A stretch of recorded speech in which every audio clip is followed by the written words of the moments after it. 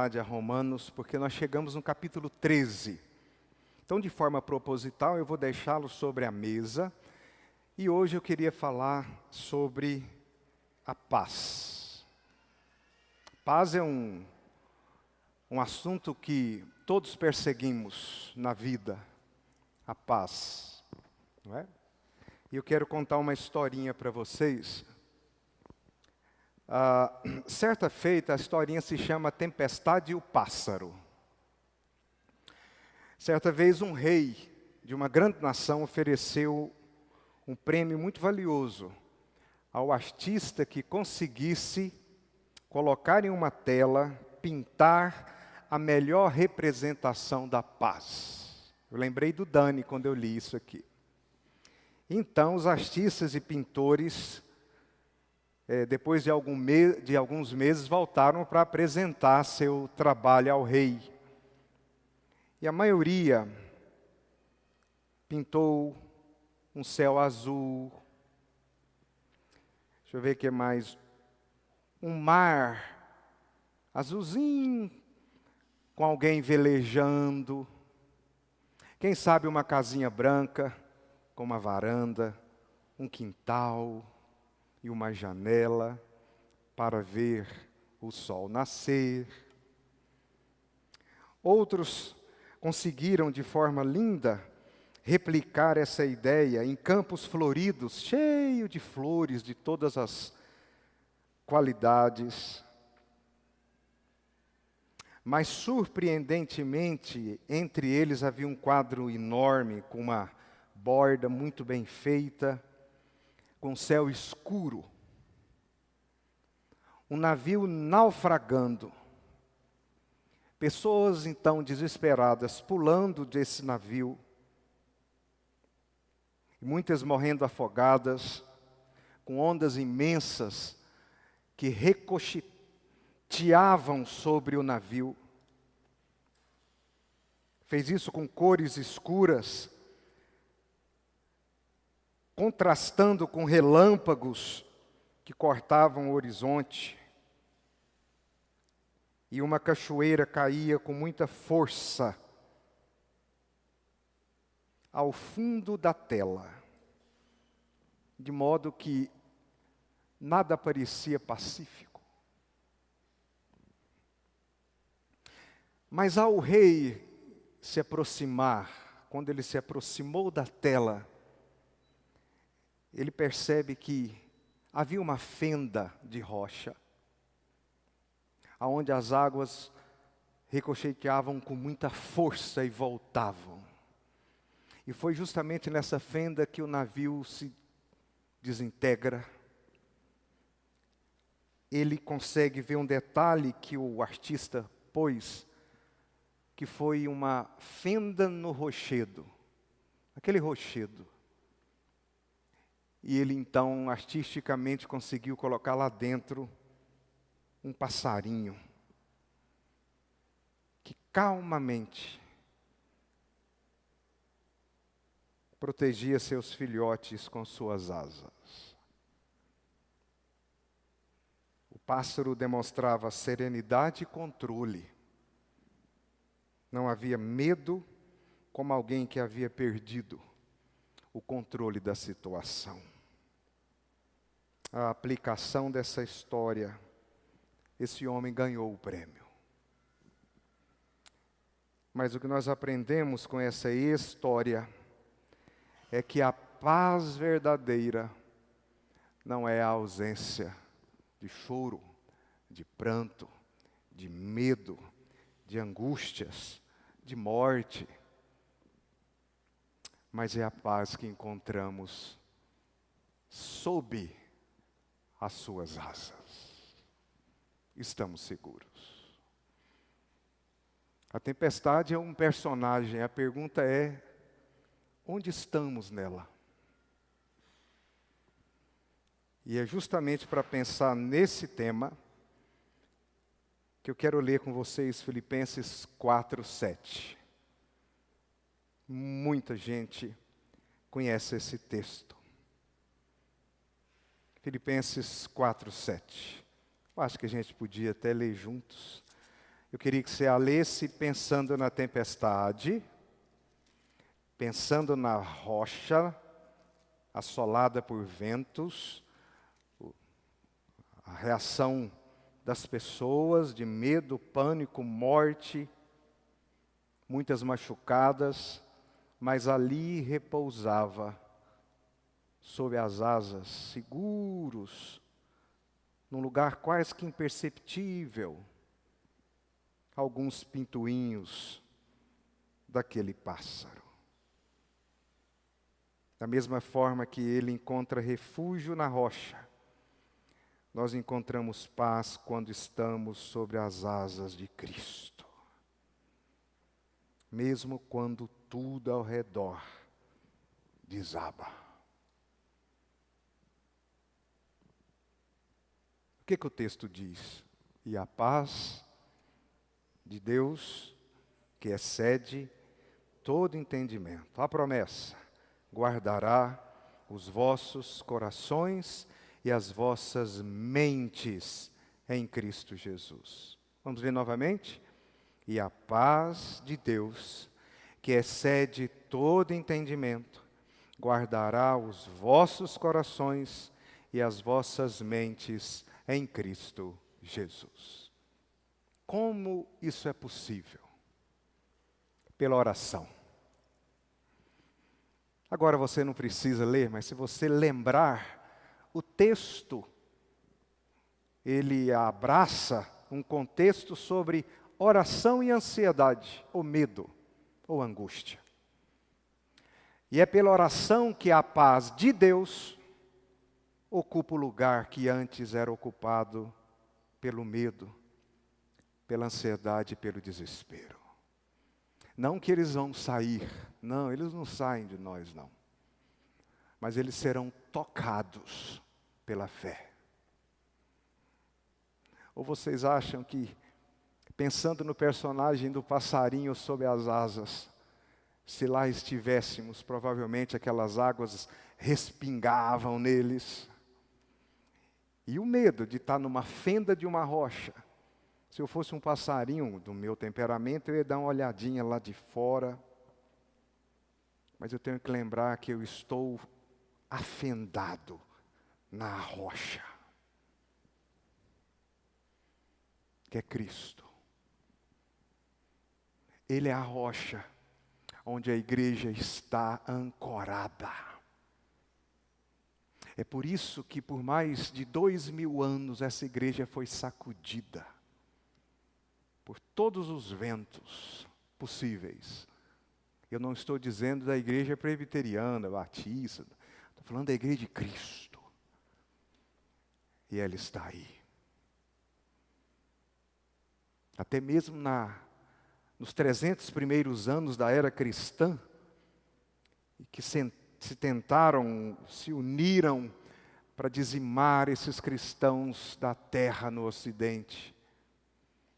Os milhões de mártires regavam outros que nasciam. E o que mais impressionava era que morriam, eram queimados, presos, em paz. Porque a paz é de Deus, não é nossa. Da mesma forma que eu preguei domingo passado sobre o perdão, se nós formos tentar encontrar a paz em nós, ou encontrar a nossa paz no mundo, nós jamais a encontraremos. Por isso que o movimento da oração é para que eu encontre o Deus da paz. Porque é o Deus da paz que vai guardar a minha mente. Coração e mente é igual. Vai guardar a minha mente no meio das tempestades da vida. Porque na vida nós perdemos tudo, só não podemos perder a nossa fé. A oração aquieta o nosso interior. A oração muda o mundo ao meu redor, dentro de mim.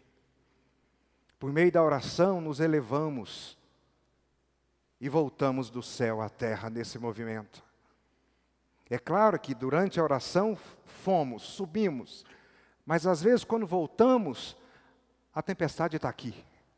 Aí eu recorro à oração de novo, pois por meio dela eu me elevo a Deus. E o meu medo, a minha insegurança, a minha tristeza, de um pensamento, de um coração enganoso, é guardado em Deus, porque Ele é o Deus da minha paz. Daí o mesmo coração cheio de ansiedade, logo atrás aí, pela oração agora ele está cheio de consolo. A paz de Deus, amada igreja, pode significar não apenas a paz que Ele mesmo concede, presta atenção, mas a serenidade em que o próprio Deus vive, porque Deus não está sujeito ao nosso mundo. Ele é outro, completamente diferente de nós. Então, quando a ideia da paz reverbera por meio da oração, e Ele promete que o Deus da paz, que nos agracia com a paz de Deus, guarda a nossa mente na serenidade em que o próprio Deus vive. E para isso eu quero pensar em 3 pontos ou verdades importantes sobre a paz de Deus. Em primeiro, a paz que recebemos é uma paz divina e não humana. O verso 7 que vocês leram, a parte A diz assim: e a paz de Deus. A paz não é a paz do cemitério, não é a ausência de problemas, essa paz não é produzida por circunstâncias, o mundo não conhece essa paz, nem pode dá-la. Vocês podem ler comigo João 14, 27? Por favor. João 14, 27. Deixo-vos o pastor não ouviu. Deixo-vos a minha paz vos, não vou lá dou como o mundo. É outra paz. Ah, é? Então não se turbe o vosso coração, termina, nem se atemoriza. Eu preciso acreditar nisso. É por isso que a gente precisa orar. Porque a gente esquece de Deus todo dia. E diz todo dia. Eu, de forma muito objetiva, tive uma semana muito atribulada na noite. Aí eu falava nesse texto, pensava nesse texto, eu vou pregar esse texto para os irmãos. Mas como que eu vou pregar para os irmãos se eu não consigo viver esse texto? Aí eu ia orando, lutando contra a síndrome do pensamento acelerado. Deus me dá essa paz. Até que eu entendi que ela está comigo. Eu não preciso senti-la. Ela está comigo. Eis que estou convosco todos os dias até a consumação dos séculos. Eu tenho que acreditar nisso. Dr. Augusto reforça dizendo que a verdadeira fé não é aquela que eu sinto ou que eu vejo, é aquela que eu creio. Ainda que eu não a sinto, eu sei que eu estou sob as suas asas. E estou seguro. Aí, eu fiquei melhor um pouco, mas logo eu esquecia e orar. Porque às vezes a gente está esperando sentir a paz, sem credulidade. Sem credulidade. Eu não preciso sentir nada. Se Ele disse, eu, Alex, te deixo a minha paz, porque eu sou o príncipe da paz. E na pessoa do Espírito Santo eu habito em você. Você é pacificado. Eu tenho que crer nisso. Eu tenho que colocar meus olhos nisso. E nada mais. A verdadeira paz não é encontrada no pensamento.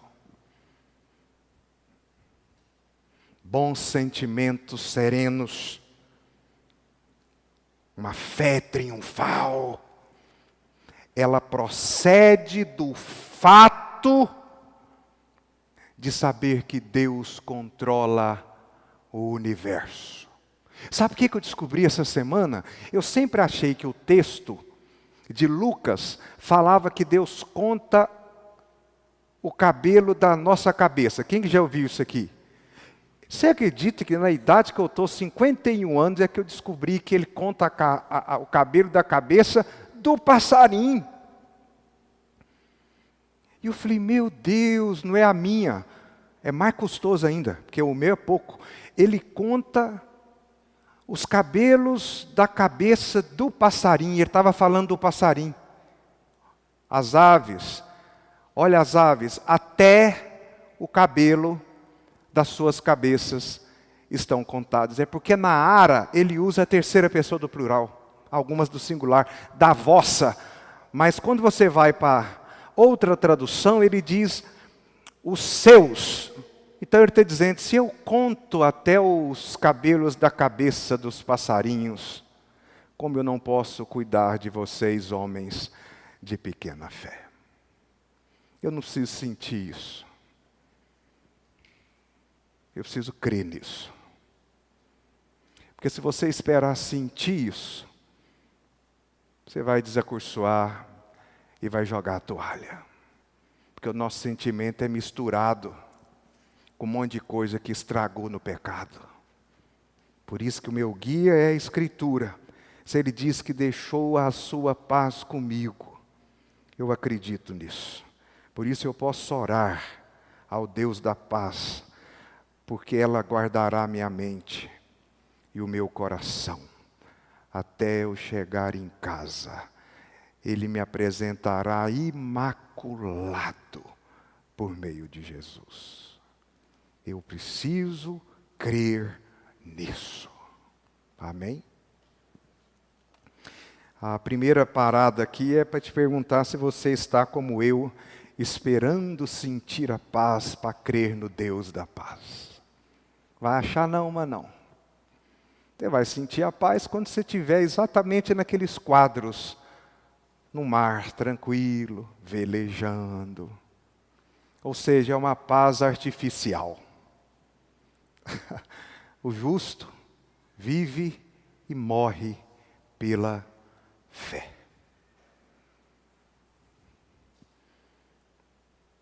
Em segundo lugar, no verso 7, a parte B, ele diz que não somente o Deus da paz, ele continua dizendo assim, ele me guardará, mas ele usa um termo interessante, ele diz que essa paz oriunda da presença dele é uma paz que excede todo entendimento, ou seja, a ideia da transcendência. É uma paz que transcende. É a despeito da vida, do lado de fora. Eu desfruto, no meio do turbilhão do meu enganoso e inconstante coração, da fé do lado de dentro. Ainda que eu necessite olhar para o príncipe da paz e pedir, me ajude na minha falta de fé. Essa paz, ela coexiste com a dor. Essa paz, ela coexiste com as lágrimas. Essa paz coexiste com o luto. E ela coexiste com a própria morte. Essa é a paz que os mártires sentiram diante do suplício, juntamente com medo, aflição, desespero e morte. Essa é a paz que Paulo sentiu ao caminhar para a guilhotina, dizendo, a minha hora é chegada, combati o bom combate, completei a carreira e guardei a fé. Agora a coroa da justiça me está guardada.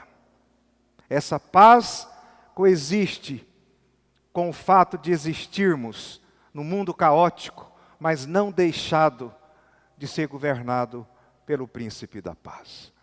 Essa paz coexiste com as guerras, com as pestes e com a fome. pois essa paz é a paz de Deus, que excede todo o raciocínio humano, toda a lógica desse planetinho, situado em uma galáxia. Esse é o Deus do universo, que o universo inteiro, com seus trilhões de anos-luz, é como um grão de areia na palma da sua mão. Esse Deus se fez homem, e na pessoa de Jesus, ele é intitulado o Príncipe da Paz, porque o seu nome será maravilhoso, Deus forte, Pai da eternidade. Por isso ele tem autoridade de dizer: a minha paz vos dou. Eu não vou lá dou-la como o mundo a dá. A minha paz transcende a realidade de existir no mundo ainda morto em seus delitos e pecados. E em terceiro, o verso diz ainda que além de transcender a nossa razão, ela guarda a nossa mente. Eu acho isso lindo demais. Tem um lugar que ele guarda a nossa mente. Não é no vácuo da existência. E o Deus da paz guardará a nossa mente, o nosso ser, a nossa alma, o nosso sentimento em Cristo Jesus. É interessante que a palavra frorém, em grego, é um termo militar. Essa palavra guardará é um termo do exército. Traz a ideia de um sentinela. Um sentinela. Aquele soldado que ficava na torre de vigia, protegendo uma cidade. Essa é a ideia do verbo guardar. Daí a paz de Deus. É claro que ela só vem com o Deus da paz. É como um exército acampado, protegendo-nos da nossa mente, dela mesma e do que de fora dela existe.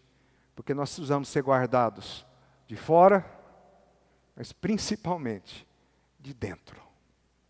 A nossa mente é traiçoeira. A paz de Deus é como esse exército que protege seu povo por dentro e por fora. Essa paz guarda nossos corações, a ideia dos sentimentos equivocados, as nossas mentes, pensamentos equivocados, as nossas emoções e a nossa razão. Então, um comentarista que, comentando esse texto, o nome dele é William Hendricks, é um irmão já falecido, ele diz assim, abre aspas: os filipenses estavam acostumados a ver as sentinelas romanas montarem guardas ali. Assim também, se bem que em um sentido muitíssimo mais profundo, a paz de Deus monta guarda à porta do nosso coração e da nossa mente. O Deus da paz impedirá que a torturante angústia corroa o coração, que é o manancial da vida. Vocês podem ler comigo Provérbios 4, 23? Provérbios 4, 23 fala desse guarda do nosso coração. Provérbios 4, 23. Vamos ler juntos? Vamos lá? Sobre tudo o que se deve guardar, guarda o coração, porque dele procedem as fontes da vida. Quem guarda esse coração é o Deus da paz. Você não consegue. Você não consegue. A fonte do pensamento. Romanos 1, 21. Vamos lá? Romanos 1, 21. Vocês lembram muito bem desse texto. Ele não guarda só o nosso coração, mas ele também vai além e guarda a nossa mente insegura e confusa. Romanos 1, 21. Vamos ler juntos? Porquanto, tendo conhecimento de Deus, não o glorificaram como Deus, nem lhe deram graças, antes se tornaram nulos em seus próprios pensamentos ou raciocínios, obscurecendo-lhes o coração insensato. Deus não permitiu que isso acontecesse conosco. Em Cristo Jesus, Ele guarda o meu pensamento para que eu o adore, eu o ame e eu veja Jesus Cristo. Mas Ele também nos guarda da nossa vontade atrapalhada, desorganizada. Vamos a 1 Coríntios 7,37. 1 Coríntios 7,37. 1 Coríntios 7,37. Vamos juntos? O pastor chegar lá. Todavia, o que está firme em seu coração, não tendo necessidade, mas domínio sobre o seu próprio arbítrio, e isso bem firmado no seu ânimo, para conservar virgem a sua filha, bem fará. O homem de fé, ainda tem do sentimento, é aqui que ele se refere, pois o homem de fé, e que busca na oração o Deus da paz, tem se refugiado nela, ou naquela inexpugnável cidadela, guardiã, da qual ninguém poderá arrancá-lo. E o nome dessa fortaleza é, diz o Dr. Hendricks, Jesus Cristo.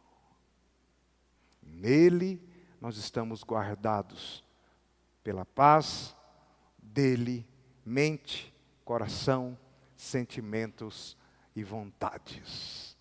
Graças a Deus por Cristo Jesus. Vocês imaginem o nosso coração, nossa mente e a nossa vontade sem a rédea reinando sobre nós. Ou seja, se Deus nos entregasse a eles. Eu concluo dizendo,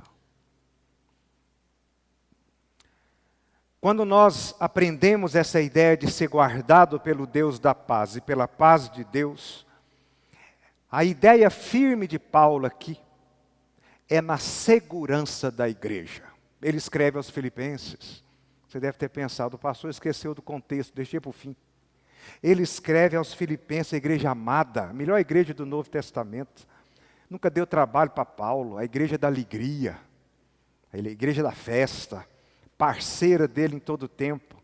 E aqui ele estava se despedindo deles, agradecendo o apoio e partindo para mais uma viagem pastoral. E pensando naqueles irmãozinhos que iriam sofrer com a vida como ele traz esse texto que, em suma, fala da segurança da igreja, dos membros da igreja, no ambiente hostil, cercados de inimigos para todos os lados. Ele promete que o Deus da paz guardará essa igreja como um pássaro na fenda de uma rocha, guarda seus pintinhos no meio de tempestades e tempestades, uma após a outra, até que esses sejam recolhidos aos céus. A primeira leitura nos diz isso. Aquele que é poderoso para vos guardar, para vos apresentar imaculados, aquele que tem a glória, a honra, o poder, o domínio. Esse é o nosso Deus, o seu Deus, por meio de Jesus Cristo. A pergunta que eu quero fazer agora para nós, na minha conclusão final, é sobre qual asa nós estamos. Porque a tempestade é redundância. Um grande amigo me ensinou que à noite, quando dormimos, aprendi essa semana, é quando a gente dorme, mas no campo de batalha. Pois a Bíblia diz que nós somos soldados de Cristo em campo de batalha. Aí a gente dorme, mas é no campo de batalha. Quando a gente acorda e continuamos, o que nós continuamos é caminhando no campo de batalha. Efésios capítulo 6. Aqui e ali pisamos uma mina. Aqui e ali o inimigo nos tem uma emboscada. aqui e ali, somos beijados por Judas, ou entregues por soldados infiltrados na corporação, mas aqui e ali, voltamos a dormir no campo de batalha. Parece que o sono é para nos lembrar daquele que nunca dorme e nem dormita, o guarda de Israel. Vocês estão guardados. O que mais traz preocupação para um coração de um pastor menor e humano como eu é a segurança daquelas que eu intitulo minhas ovelhas, porque na minha mente pecaminosa eu esqueço que nós somos ovelhas de Jesus, inclusive eu. E ele, como aprendemos agora aqui, com Josué, é o nosso pastor. E nada, absolutamente nada, nos faltará.